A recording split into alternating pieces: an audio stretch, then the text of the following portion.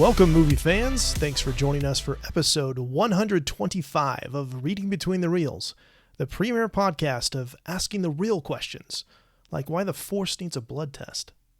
If you're a new listener, we're so glad you found us. If you've been enjoying the show, please like, follow, and subscribe, and leave us a 5-star review on iTunes or Spotify.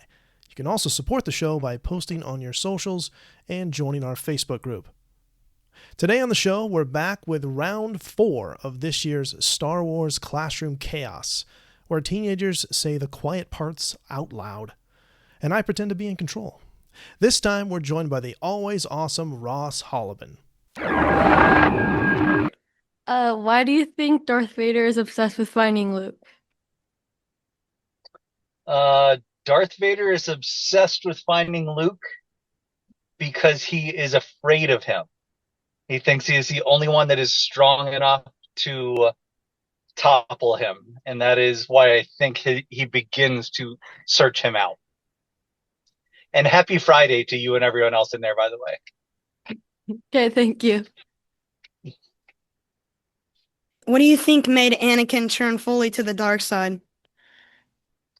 The loss that he faced and the fear of loss. So he took some bad advice and got manipulated by someone who preyed on his biggest fears. Do you think it was okay for Lando to backstab Han Solo and them in The Emperor Strikes Back? I think he did the best thing he could considering the situation. And that he got double-crossed on that. So I'm okay with what Lando did. I'm sorry he got put in that situation. Why can't the Jedi tell who Darth Sidious is? Because one of the elements of the dark side is being able to confuse and to have things get lost in the shuffle. So he was so close and had them thinking about so many different things that they couldn't see what was directly under their noses. Thank you. Thank you.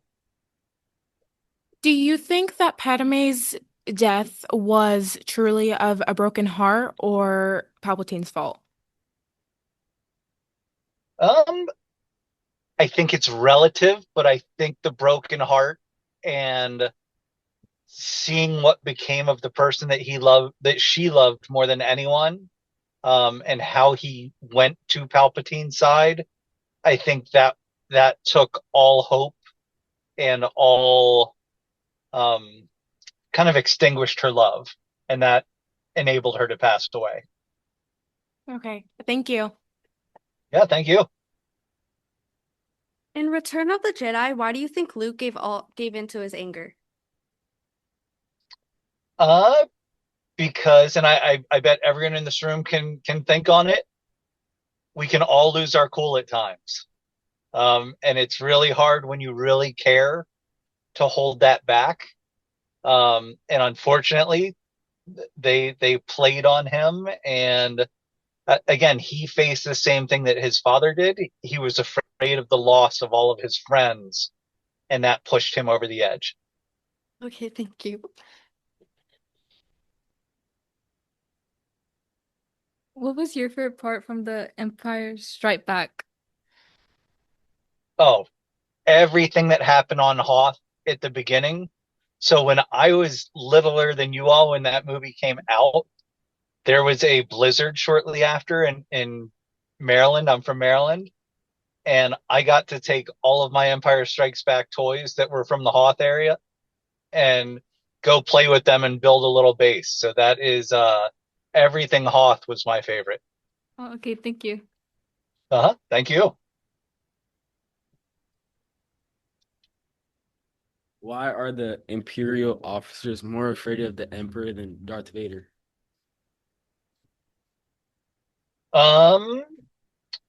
Darth Vader, I think, is a known to them. They know what's going to set him off.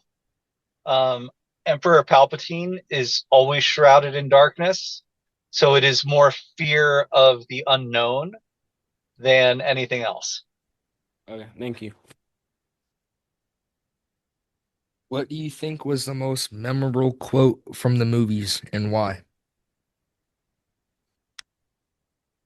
I mean, the most memorable is "May the Force be with you," but I think the most fun is Empire Strikes Back with Luke and Leia when she says "I love you" and he says "I know," because it's that little bit of humor in a very tough situation, and that's sometimes how we have to cope, in a coping mechanism that we have for really dark times. I agree. Thank you. Awesome, thank you.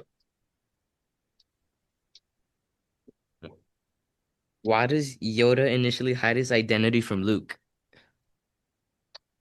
Yoda hides his identity because he doesn't want anyone to know who he is or where he is or anything along those lines. He has been in isolation and hiding since Order 66. Okay, thank you. Thank you. What was your reaction when the clones betrayed the Jedi? It was a little crushing. It was seeing great partners being torn apart like that was a tough thing to see, especially for the heroes and all the things they had gone through together. So it was crushing to me. Thank you. Thank you.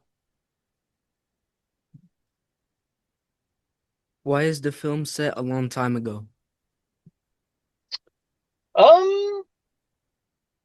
I think that's where George Lucas just wanted to set it up, where there wasn't a specific time or place, and it allowed the audience to escape reality. And that's what a good book should do. That's what a good film should do. And that's what a great story should do, is just let all of us kind of let our hair down, at least for those of you that have hair. I'm just using that as a term for me. But it's that opportunity to escape and to really just enjoy yourself. All right, thank you. Thank you.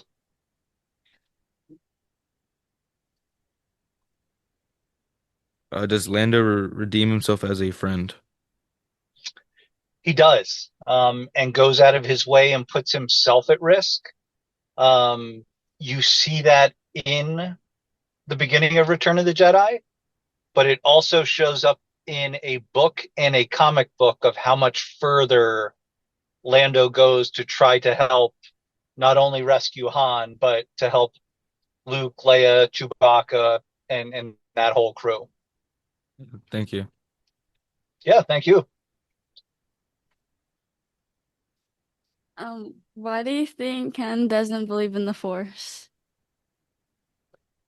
I think with anything that is faith-based, you never really know what to expect from people.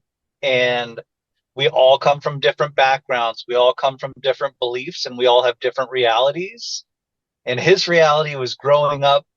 I don't know if any of you have watched the Solo movie, but he was a street kid working for a gangster since he was a little kid. He did not believe in magic. He did not believe in the Force. He probably didn't really even believe in family at the time. So that's why I believe he didn't believe in the Force. Thank you.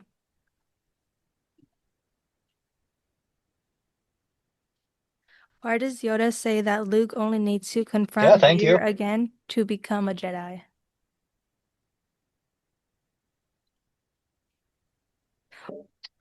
Because what we have to face our fears and we have to get through them. That was is Yoda understood that for him to face his father was the piece that was going to complete his training, and as a person overcome the things that were holding him back.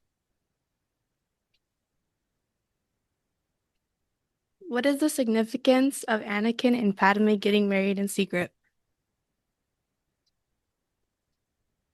I think they may even say it at some point. They're almost living a lie.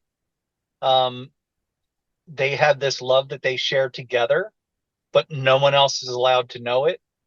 And that makes it very tragic. That is very Romeo and Juliet. That is very, you know, those are tragic characters trying to live their lives. And sometimes people like us to live how they want us to live instead of letting us live our way. So that is why I would answer it that way. Okay, thank you. Thank you. What do you think about the first meeting of Anakin and Padme? It is very fun and even a little goofy. It is fun to have Watto in there. It is fun they're so young that you don't even think what that is going to become at the time. But then again, you never know any relationship you're going to have with anyone that you meet at any given time. So I thought it was a little goofy and very lighthearted fun. Okay.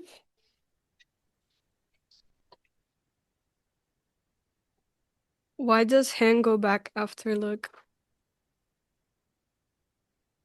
Because they develop a relationship and he does care about him. Han is learning more about himself, and I think it goes back to the Solo movie where Kira, Amelia Clark, who plays Kira, says Han is the good guy, and Han always likes to pretend that he isn't, and he's the renegade and all of that. Han is a good guy, and sometimes he just needs that little nudge to go in the right direction. And going to help Luke was one of those nudges. Okay, thank you. Thank you.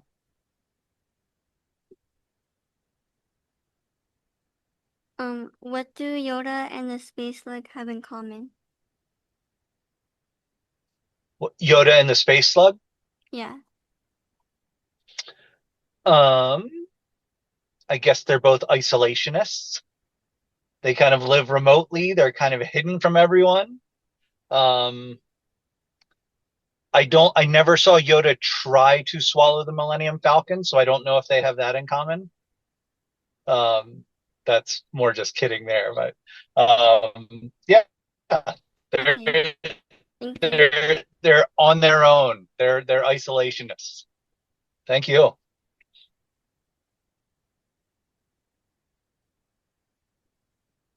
Why does the Emperor want Darth Vader to bring Luke to him? As a show of trust and loyalty, is the main reason. But then the second reason is he wants to upgrade, and Luke would be an upgrade on Vader if he can convince him to join him. Okay, thank you. So, as always with Palpatine, there are extra reasons. What did you think of Anakin's redemption in Return of the Jedi?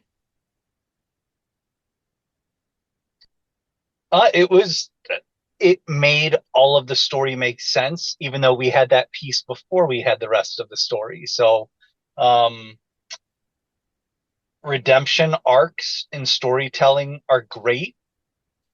It is unfortunate sometimes that you have to reach that, and you never quite know if the redemption covers the deeds that led to the need for redemption. So hopefully everyone stays good and doesn't need redemption, but in that case, it saved a lot of people after terrorizing a lot of people. Okay, thank you. Thank you. Do you think people would still like Star Wars if they didn't know that Darth Vader was Luke's father? I think they would still like it. They may like different aspects of it. But I mean, that's completely changing the story. Would any of us like Sesame Street if Big Bird wasn't there? It's kind of one of those questions. So it's something that we do have. But if the rest of the characters were there and it was a different plot line, it was such a groundbreaking at the time, and you all may laugh at this now. It was groundbreaking, and the special effects were the greatest thing ever. And you can laugh at that because you have such better special effects. But when Mr. Dickinson and I were there, it was just like, oh my gosh, this is the most incredible thing ever. As we were little tiny nerds getting excited about it. Okay, thank you. What do you think of the way that Han and Leia interact with each other?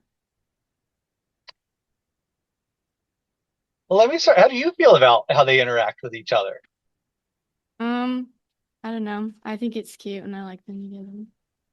But I love it. It is flirting. It is one-upmanship. It is trying to be quirky and fun, but still kind of own your power a little bit. So I agree with you very much. I think it is fun. I think it is my relationship with my partner Monica is very similar, where we will joke with each other and jab at each other a lot, but we care about each other and love each other so much. So I love their relationship and how, especially at the beginning, the quippiness of it all. thank you. Thank you. Why might Uncle Owen be hesitant to let Luke leave the farm? He knows it's kind of, even looking out in the world today, some people feel very comfortable just staying at home and don't want to worry about going to a city or going to another country. It's an unknown, and people are afraid that it's unsafe.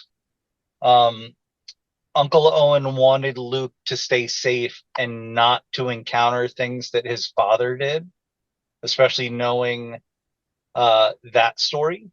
But I think he just wanted to hold him back in a very safe space, as opposed to letting him fulfill who he wanted to be and test the world that is out here for all of us.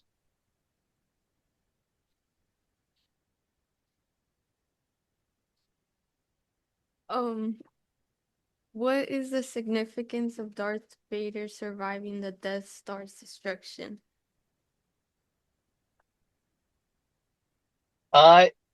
It is that it is hard to stamp out evil. Things can always, and whether it's evil, whether it's something bigger. So if you have a pest control person come over and you're like, hey, I need you to kill all of these rats that are here, but one rat gets away, it's hard to catch them all. So at that point, you always have to be prepared for the next step. And that is why I see Vader living as playing that. Okay, thanks. Thank you. So as we close, we just want to say thank you so much for listening. If you'd like to connect with us, you can find us on X, Instagram, and Facebook. Email us at readingbetweenreels@gmail.com or use the SpeakPipe app on our website. If you enjoyed the show, please like, follow, subscribe, and be sure to leave us a 5-star review on iTunes or Spotify. This helps the show tremendously and absolutely helps us reach more people. And one last thing, our next episode concludes this year's Star Wars Deep Dive, and this time we've got the one and only Aaron Harris joining the rebellion. It's going to be a blast, so don't miss it.